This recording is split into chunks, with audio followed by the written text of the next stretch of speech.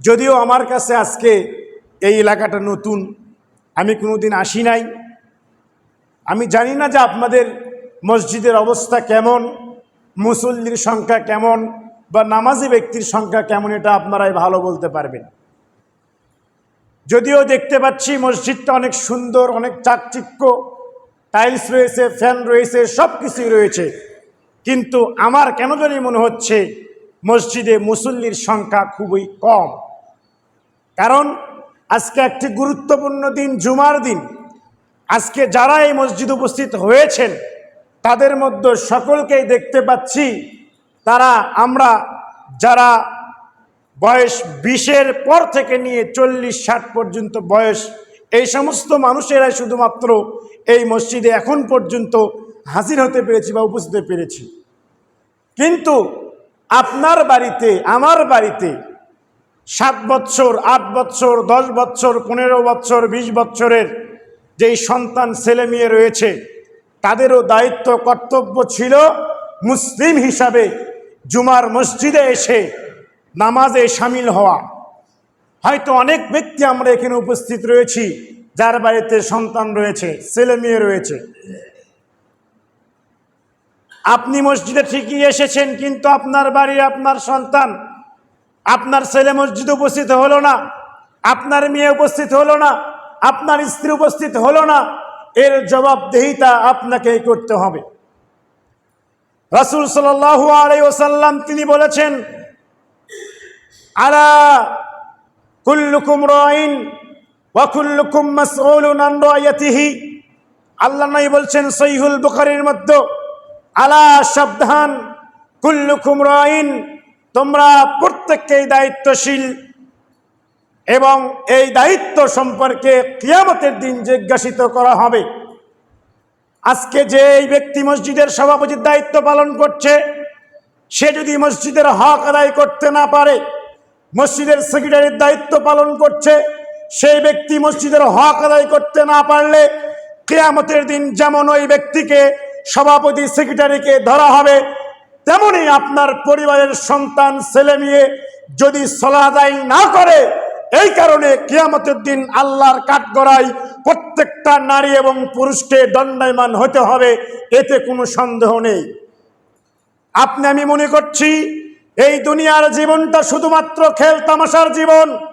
এই দুনিয়াতে এসেছি, খাবো, থাকবো, ভালো কাপড় পরিধারণ করব, গাড়িতে চড়বো, বাড়িতে চড়বো, এরকম চিন্তা ভাবনা পরিত্যাগ করতে হবে, পরিহার করতে হবে।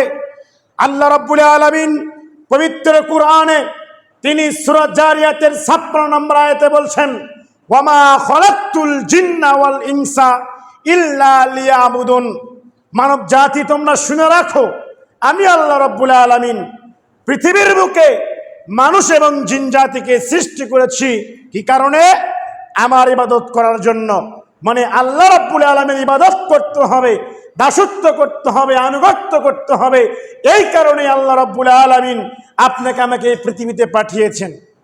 আল্লাহ রাব্বুল আলামিন আপনাকে আমাকে এই দুনিয়াতে কোনো পীরের, কোনো হুজুরের, কোনো আলেমের, কোনো ব্যক্তির, কোনো রাজনৈতিক নেতার দাসত্ব বা আনুগত্য করার জন্য পৃথিবীতে প্রেরণ করে নাই। প্রেরণ করার উদ্দেশ্য, লক্ষ্য এবং উদ্দেশ্য হচ্ছে আল্লাহর ইবাদত করবেন, আল্লাহর দাসত্ব করবেন, আল্লাহর নিয়ামত ভক্ষণ করবেন। আল্লাহ সুবহানাহু ওয়া তাআলা আমাদেরকে এই আলো বাতাস যা কিছু দিয়েছে, আমাদের চক্ষু দিয়েছে, হাত দিয়েছে, পা দিয়েছে, আমাদের চলার শক্তি দিয়েছে, আমাদেরকে ক্ষমতা দিয়েছে, পাওয়ার দিয়েছে, সব কিছুই আল্লাহর দান। যদি আল্লাহ রাব্বুল আলামিন আপনাকে আমাকে এগুলো না দিত, তাহলে আপনার আমার পক্ষে এই দুনিয়াতে, এই পৃথিবীতে 1 সেকেন্ড বেঁচে থাকার ক্ষমতা থাকতো না। তাহলে আপনার আমার পরিবারের অবস্থা কেমন? আপনি আমি নিজে এবার একটু নিজেকে প্রশ্ন করি, পরিবারের সন্তান কেন মসজিদে আসলো না? আপনার মেয়ে, আপনার স্ত্রী কেন সালাত পড়তে আসলো না? এই জবাবদিহিতা কে করবে? এই মসজিদ ফাঁকা পড়ে থাকে, মসজিদে টাইলস হয়, মসজিদে আজান হয়, মসজিদে মুয়াজ্জিন থাকে, ইমাম থাকে, কিন্তু মসজিদে কেন মুসল্লি খুঁজে পাওয়া যায় না? এর দায়ভার এই সমাজের দায়িত্বশীল ব্যক্তিদেরকে নিতে হবে। সম্মানিত বলছিলাম, আল্লাহ নবী বলছেন, আন আমর ইবনে শুআইব আন আবিহি আন জাদ্দিহি قال قال رسول الله صلى الله عليه وسلم, আল্লাহ নবী বলেন, মুরু আওলাদাকুম বিসসালাহ। এখানে হাদিসে আমরা যারা আরবি ব্যাকরণ বুঝি তারা বলতে পারবো যে আল্লাহর নবীকে আল্লাহ রাব্বুল আলামিন আল্লাহর নবীর মাধ্যম দিয়ে আমাদেরকে আদেশ দিয়েছেন। যেমন আপনি আপনার সন্তানকে বললেন অমুক দোকানে যাও, এই জিনিসটা নিয়ে আসো, আপনি যেমন আদেশ করেছেন, তেমনি আল্লাহর নবী আপনাকে আমাকে উম্মত হিসাবে, নবীর মুহাম্মদের উম্মত হিসাবে আদেশ করছেন, মুরু আওলাদাকুম বিসসালাহ, তোমরা তোমাদের সন্তানদেরকে সালাতের জন্য আদেশ দাও, নামাজের জন্য আদেশ দাও। ওয়াহুম আবনাউ সাবঈ সিনিন, যখন তাদের বয়স হয়, সাবঈ সিনিন মানে সাব মানে 7 বছর যখন বয়স হবে, প্রত্যেকটা ছেলে এবং মেয়েকে সালাতের আদেশ দেওয়ার জন্য, সালাতের কথা বলার জন্য আল্লাহর নবী আপনাকে আমাকে, পিতা এবং মাতাকে অভিভাবক হিসাবে আমাদেরকে আদেশ দিয়েছেন, আমাদেরকে জোরালোভাবে বলেছেন যে প্রত্যেকটা ছেলে মেয়েকে 7 বছর বয়সে সালাতের জন্য আদেশ দাও।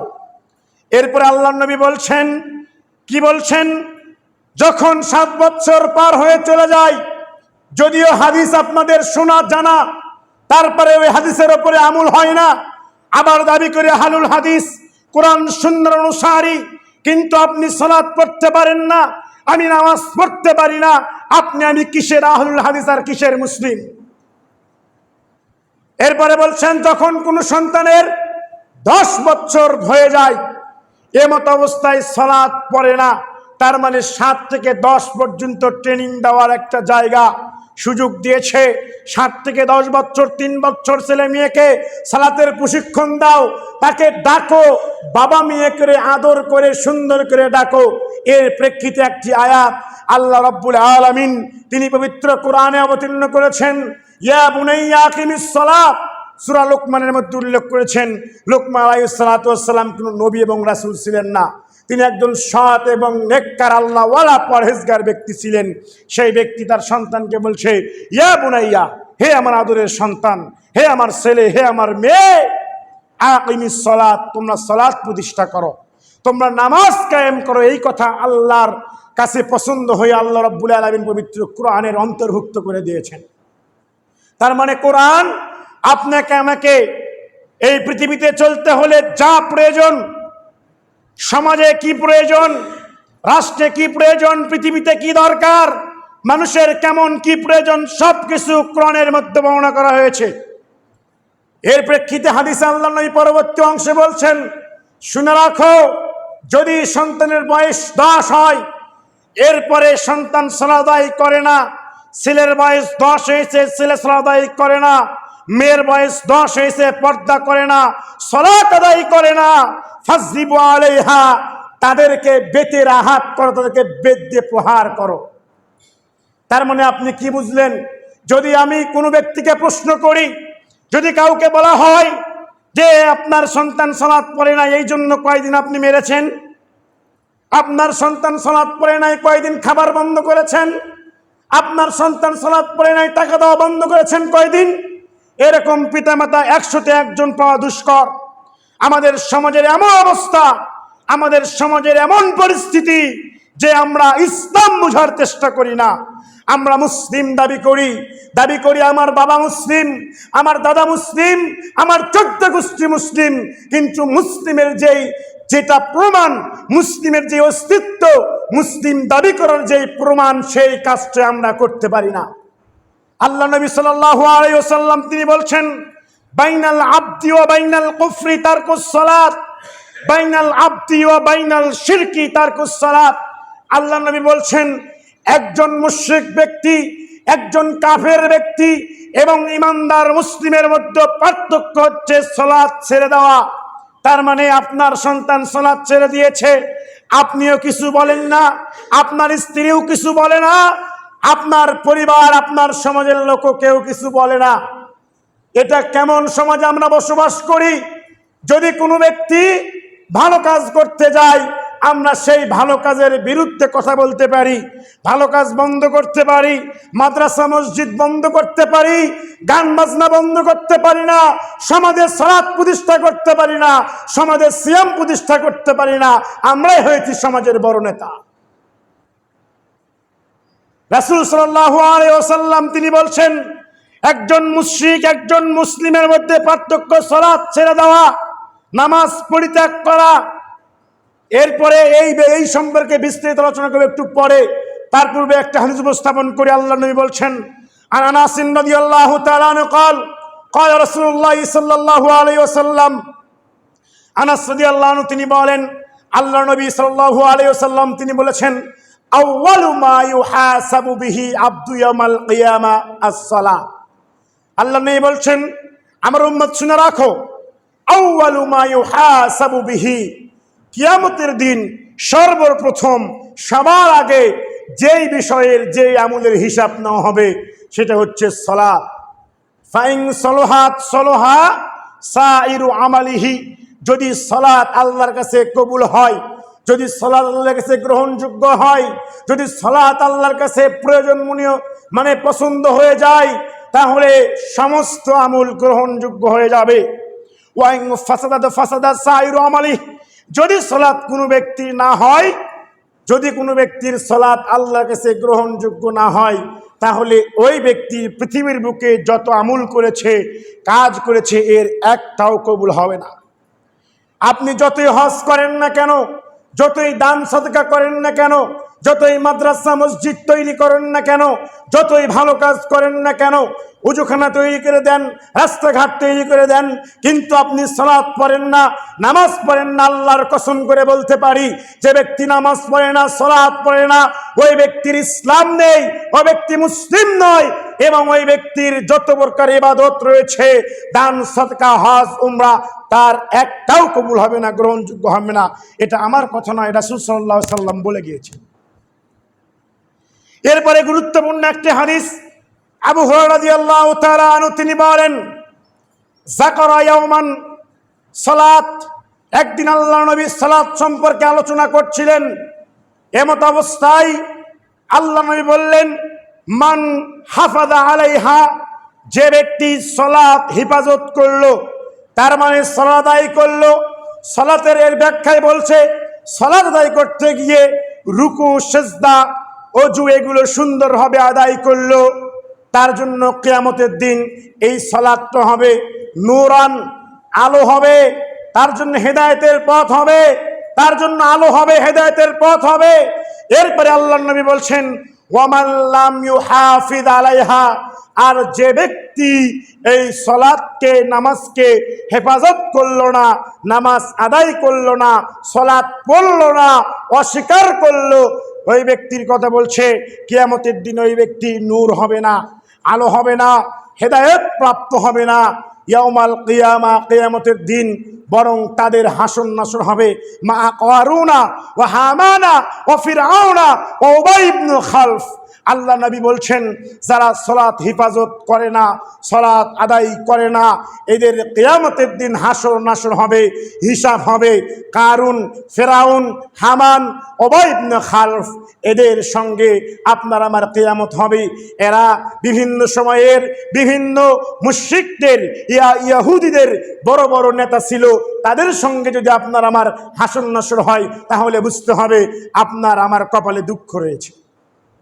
এইরকম কাফের মুশরিকদের সঙ্গে আপনার আমার হিসাব হওয়া মানে আপনাকে আমাকে ডাইরেক্ট জাহান্নাম জানিয়ে দেওয়া হচ্ছে। এরপরে আজকে বাংলার মুসলিমের হিসাব হয় না, হুশ হয় না, হুশ ফিরে আসে না যে সালাত পড়তে হবে, নামাজ পড়তে হবে। আমরা কিছু মনে করি না, আমরা নামাজ ছেড়ে দেওয়াকে কিছু মনে করি না। এটা আমাদের স্বভাব হয়ে গিয়েছে, এটা আমাদের চরিত্রের মত অভ্যাস হয়ে গিয়েছে। যারা সালাত আদায় করে না, আল্লাহ নবী বলছেন, নবী যখন মৃত্যুবরণ করছেন, মৃত্যুর পূর্বে বলছেন, আলী রাদিয়াল্লাহু আনহু বলেন, কানা আখিরু কালামিন নবী সাল্লাল্লাহু আলাইহি ওয়াসাল্লাম, আল্লাহর নবীর সর্বশেষ কথা ছিল যে তোমরা কি করো, আসসালাত আও মা মালাকাত আইমানুকুম, তোমরা সালাতকে হেফাজত করো, নামাজকে হেফাজত করো। আল্লাহ নবী মৃত্যুবরণ করছেন, মরণ চলে এসেছে, মালাকুল মউত আল্লাহ নবীর কাছে এসে ঘুরতেছে, এমত অবস্থা আল্লাহ নবী বলছেন, আমার উম্মত তোমরা সালাত হেফাজত করো, তোমরা নামাজ পড়ো। আল্লাহ নবী সর্বশেষ ওসিয়ত করে গেলেন আমাদেরকে, মুসলিম জাতিদেরকে, মুসলিম জাতি নারী এবং পুরুষ, তোমরা সালাত ছেড়ে দিও না। আর আমরা সালাতের বিষয়ে ভরুক্ষেপ করি না, সালাতের বিষয়ে আমরা কোনো কিছু মনে করি না। আপনার দেওয়া, আপনার উপার্জনে ইনকাম করা টাকায় আপনার সন্তান বাড়িতে বসে ভক্ষণ করে খাবার খায়, আপনার মেয়ে আপনার উপার্জিত টাকায় ভক্ষণ করে, কাপড় পরে, পর্দা করে, লেখাপড়া করে, কিন্তু আপনার কথা আপনার সন্তান শোনে না। আপনি আপনার সন্তানকে একদিন বলতে পারলেন না যে আমার ছেলে সালাতের বয়স হয়েছে, সালাত পড়ো, আমার মেয়ে সালাতের বয়স হয়েছে, সালাত পড়ো। আপনাদের মতন পিতামাতাকে ধিক্কার জানায় যারা তার সন্তানকে সালাতের আদেশ দিতে পারে না, এর জন্য কিয়ামতের দিন দুঃখ হবে, এটাই চূড়ান্ত। আপনি আমি কি করি?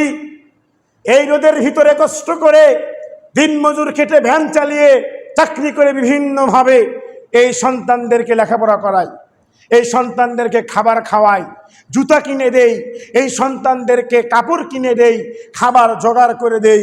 কিন্তু শুনে রাখুন, যত কষ্ট করেই আপনি আপনার সন্তানকে মহব্বত করে ভালোবেসে এত কিছু করে দেন, কিন্তু কিয়ামতের দিন এই সন্তান, এই স্ত্রী, এই মেয়ে, আপনার পিতামাতা কেউ কাজে আসবে না। আল্লাহ তাআলা পবিত্র কোরআনে সূরা আবাসায় বলছেন, ইয়াউমা ইয়াফিররু মারউ মিন আখি, কিয়ামতের দিন তার ভাই তার ভাইয়ের কাছ থেকে পলায়ন করবে, চলে যাবে।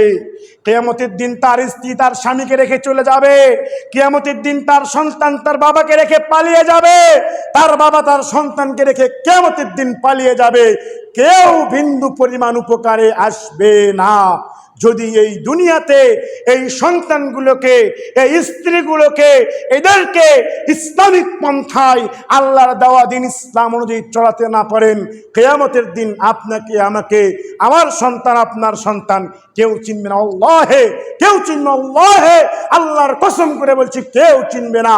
অতএব আপনার আমুলনামা আপনাকে হিসাব দিতে হবে, আমার আমুলনামা আমাকে হিসাব দিতে হবে, আমার পরিবারের হিসাব আমাকে দিতে হবে, আপনার পরিবারের হিসাব আপনাকে দিতে হবে। যদি আমরা দিতে না পারি তাহলে আমাদের রক্ষা নেই। সম্মানিত উপস্থিতি, দেখুন রাসূল সাল্লাল্লাহু আলাইহি ওয়াসাল্লাম তিনি বলছেন, যারা সালাত আদায় করে না এদের ব্যাপারে বিভিন্ন কথাবার্তা রয়েছে। আল্লাহ নবী বলেন, আল্লাহ তাআলা বলছেন, ফাওয়াইলুল লিল মুসাল্লিন, ধ্বংস ওই সমস্ত মুসল্লিদের জন্য, আল্লাযীনা হুম আন সালাতিহিম সাহুন, যারা তাদের সালাতে উদাসীন, গাফেল। অনেক মানুষ রয়েছে, আল্লাহ নবী বলছেন, যে নামাজ পড়বে, সালাত পড়বে, এরপরেও জাহান্নামে যাবে। তারা কারা? যারা সালাত থেকে উদাসীন ব্যক্তি, যারা সালাত থেকে গাফেল ব্যক্তি। আল্লাহ তাআলা বলছেন, ইন্নাল মুনাফিকিনা ইউখাদিউনাল্লাহ, যারা মুনাফিক তারা আল্লাহকে ধোঁকায় ফেলতে চায়, ওয়া হুয়া খাদিউহুম, বরং আল্লাহ তাদেরকে ধোঁকায় নিক্ষেপ করে। ওয়াইদা কামু ইলাস সালাত, যখন মুনাফিকরা সালাতে দাঁড়ায়, নামাজে দাঁড়ায়, কামু কুসালা, তারা অলসতার ভারে সালাতে দাঁড়ায়। সালাতে দাঁড়িয়ে কি করে?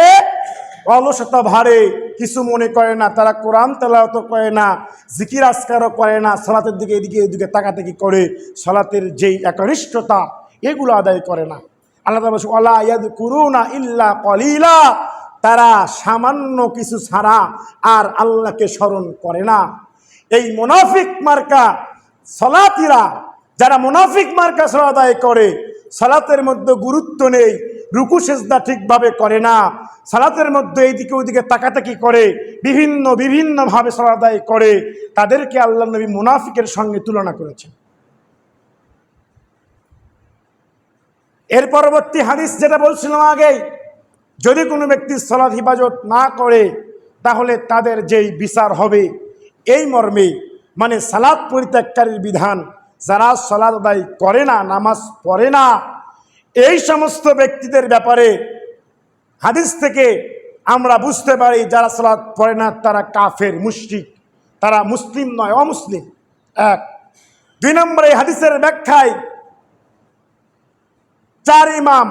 চার মাযহাবের চার ইমাম ফতোয়া দিয়েছেন। ইমাম মালিক, ইমাম শাফি রাহিমাহুল্লাহ তারা এই কথা বলেছেন, এই মর্মে একত্বমত প্রকাশ করেছেন, যে ব্যক্তি সালাত আদায় করে না, যে ব্যক্তি সালাত আদায় করে না, ওই ব্যক্তিকে সালাতের জন্য আহ্বান করতে হবে। যদি সালাত আদায় করে তাহলে আলহামদুলিল্লাহ, ভালো তওবা করে। যদি সালাত আদায় না করে তাহলে ওই ব্যক্তিকে হত্যা করতে হবে। কিন্তু হত্যা করার দায়িত্ব আপনার আমার না, ইসলামী রাষ্ট্রের দায়িত্ব। ইমাম আবু হানিফা রাহিমাহুল্লাহ তিনি বলেছেন, যারা সালাত আদায় করে না এদেরকে জেলখানায় বন্দী করে রাখতে হবে যতক্ষণ পর্যন্ত সালাত আদায় না করবে। বিভিন্ন হাদিস থেকে আমরা বুঝতে পারি, যারা সালাত আদায় করে না এদের দুনিয়াবি ক্ষতি পাঁচটির মধ্যে অন্যতম একটি হচ্ছে, এক নাম্বার তারা মুসলিম থাকে না। এক নম্বরে তারা এখানে সব কিছু থেকে বঞ্চিত হয়েছে। যারা মুসলিম নয় তাদের কোনো জানাজা নেই, তাদের কোনো কবর নেই, তাদের কোনো গোসল নেই, তাদের কোনো দাফন নেই। যারা অমুসলিম নামাজ পড়ে না এদের কোনো জানাজা হবে না, এদের কোনো দাফনও হবে না, এদেরকে মাটির নিচে পুঁতে রাখতে হবে। দুই নম্বর শাস্তি, যারা নামাজ পড়ে না এরা কোনো মানুষের অভিভাবক হতে পারবে না। যেই বাবা সালাত আদায় করে না সেই বাবা তার মেয়ের বিবাহতে উকিল হতে পারবে না, কারণ সে কাফের, মুশরিক, সে মুসলমান নয়। তিন নাম্বার যে শাস্তি সেটা হচ্ছে দুনিয়ার শাস্তি। যে ব্যক্তি নামাজ পড়ে না সে ব্যক্তি কোনো নামাজি ব্যক্তি পিতামাতার ওয়ারিশ হতে পারবে না। পিতামাতা মারা গেলে তার সম্পত্তির কোনো ভাগ পাবে না, জমি জমার কোনো ভাগ পাবে না, কারণ সে মুসলিম না, সে মুশরিক, সে কাফের। এগুলো হচ্ছে দুনিয়াবী শাস্তি। আর আখিরাতে তো জাহান্নামের নিচে চলে যাবে, এটাই। অতএব আমি আপনাদেরকে এটাই বলতে চাচ্ছিলাম যে আমরা ইসলামের একটি গুরুত্বপূর্ণ রকম যেই সলাত, এই সলাতের প্রতি আমরা কত অবহেলা, এই নামাজের প্রতি আমাদের কত অবহেলা।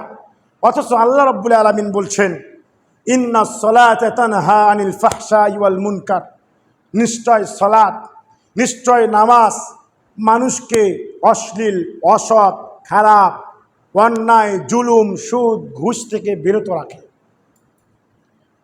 এখন আপনার মনে প্রশ্ন আসতে পারে, আল্লাহ তো কোরআনে বললেন সালাত পড়লে মানুষ অন্যায় থেকে বিরত থাকে, কিন্তু দেখি সালাত পড়ে মানুষের জমি নাল কাটে, সালাত পড়ে অন্যায় করে, জুলুম করে, মানুষের রাস্তা বন্ধ করে, সালাত পড়ে প্রতিবেশীকে কষ্ট দেয়, সালাত পড়ে আবার চুরি করে। এটা কেমন কথা? তাহলে কোরআনের আয়াতের সঙ্গে সাংঘর্ষিক হয়ে যায়। এটা কোন আয়াতের সাংঘর্ষিক কথা নয়। আল্লাহ নবী সাল্লাল্লাহু আলাইহি ওয়াসাল্লামকে এক ব্যক্তি জিজ্ঞাসা করলেন, আল্লাহ নবী, অমুক ব্যক্তি তো সালাত আদায় করে কিন্তু আবার রাতের বেলা চুরি করে।